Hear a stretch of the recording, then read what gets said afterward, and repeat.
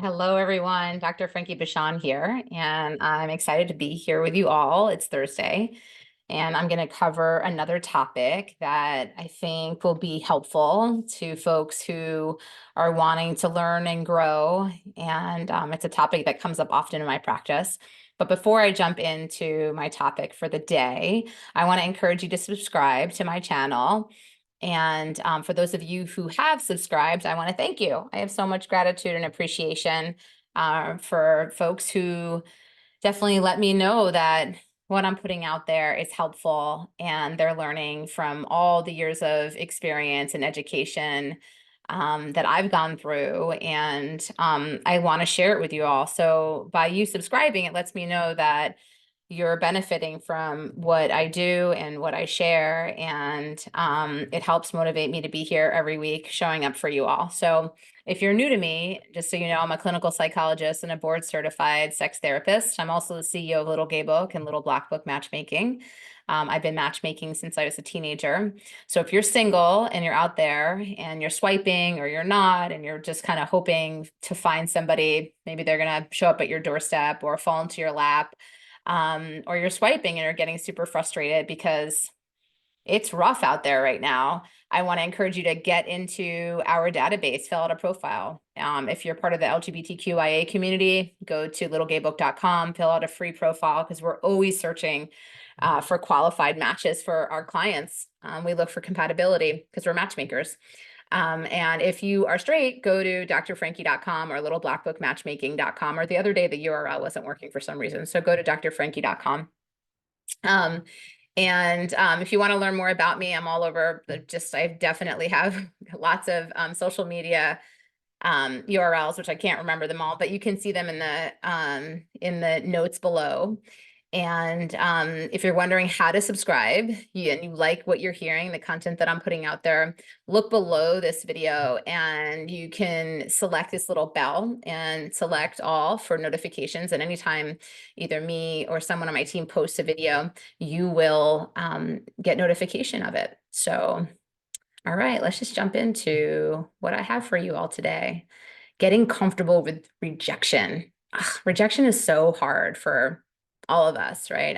I certainly have had my experience of rejection in various forms, but when you're putting yourself out there dating, it can be really hard for sure. So I think it's a topic that we should be covering, and hopefully we can gather or at least walk away with a couple nuggets of helpful information. There are many reasons why we may struggle with finding a partner, especially today. For some of us, we have trouble even getting off the starting block, as it were. Meeting new people, joining dating apps, or asking someone on a date all feel really overwhelming. Part of this is about our fear of rejection.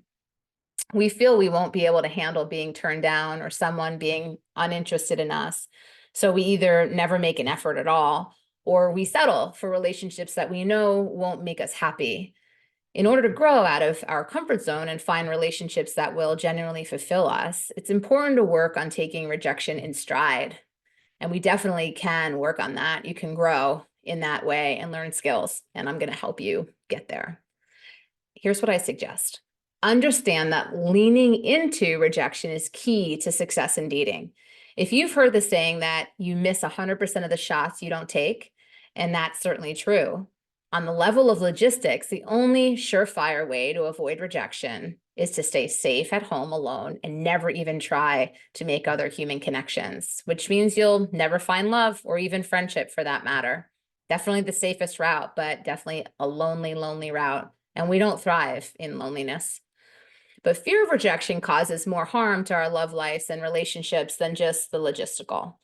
When your actions and your decisions are primarily dictated by a desire to avoid rejection, conflict, and abandonment, you wind up making choices that make your entire life smaller, more narrow, more limited, and less healthy. Someone who's terrified of rejection doesn't pursue the type of person they're actually interested in because they're worried they won't be considered good enough. They won't describe what they really want in bed because they're embarrassed and dread being turned down.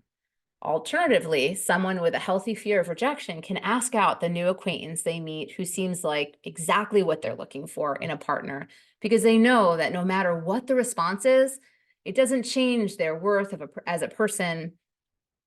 They're able to raise an issue within their relationship that's really bothering them, because they know that even if their partner reacts badly or it changes the relationship dynamic, they'll actually be okay, and they believe it. If you'd like those statements to be able to describe you, it's crucial to work on your relationship to rejection, because rejection is a part of life. We can't get away from it. Whether it be a job, right? Someone you're dating, even somebody you want to pursue a friendship with. Give yourself permission to say no. Slightly counterintuitively, a key step in becoming more comfortable with the idea of being rejected is being more comfortable with rejecting others. We often assume some pretty extreme things about those who say no to us or turn us down, that they hate us, think we're pathetic, that they're insulted we asked, or that we put them in some kind of terribly fraught position by even making a request. When we take it as a personal project to get more comfortable saying no ourselves, we start to poke holes in some of those assumptions and destigmatize both the act of asking for things and the act of saying no to them. What and who should you reject? Think about where you currently feel some stress, resentment, or reluctance. Has a coworker asked you to cover their shift with short notice? Make a point with yourself of saying, sorry, I can't. Good luck. And notice what happens. You likely don't feel intense resentment or hatred toward them, and likely nothing bad happens as a result of your saying no. They find someone else to take the shift, and the matter is resolved.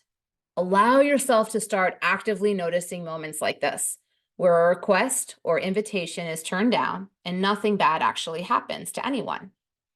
Practice taking small risks and hearing small no's. Build on your success in the step by practicing making small requests. You got to start small, right? Ones that you may well hear a no to. Ask your friend if they can pick you up on the way to the event you're both going to. Ask the diners next to you at the table if you can borrow their hot sauce. Ask your server if you can substitute a poached egg for scrambled.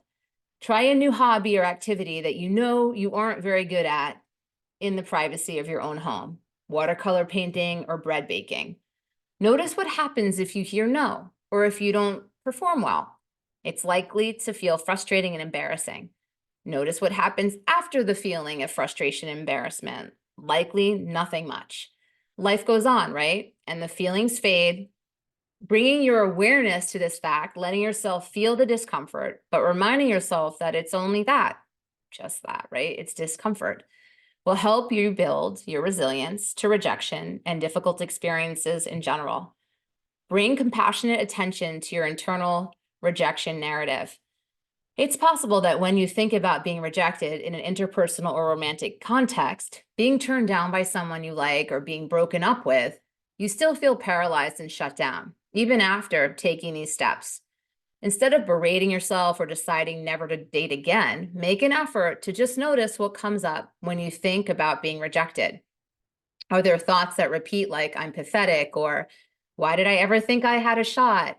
Is there a feeling in your body like heat or nausea? What's the main emotion that comes up? Anxiety, shame, humiliation? These are all clues to the reasons why rejection feels so scary to you and what might be useful in relating to it differently. We all have our own personal set of associations with interpersonal experiences that make some more daunting than others. Paying attention to what set of beliefs about yourself or what's going to happen to you associate with rejection can be helpful in working with friends, a partner, or a therapist even, and becoming less reactive to it. I hope you all found today's talk helpful.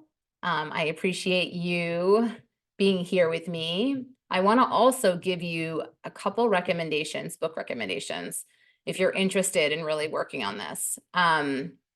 Emotional First Aid, Healing Rejection, Guilt, Failure, and Other Everyday Hurts by Guy Winch, that's W-I-N-C-H. DARE Workbook, New Brave Tools to End Anxiety, that's D-A-R-E. Hope and Help for Your Nerves, End Anxiety Now by Claire Weeks.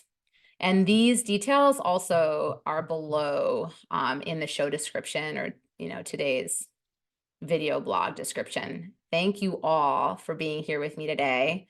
As always, I'm happy to be here and share whatever knowledge, nuggets of information that I can send your way that will hopefully help you live fuller, happier, more successful lives, and have lots of relationships, friendships, good relationships with family, and hopefully partners. All right. Kisses, hugs. I'll see you all next week. Take care.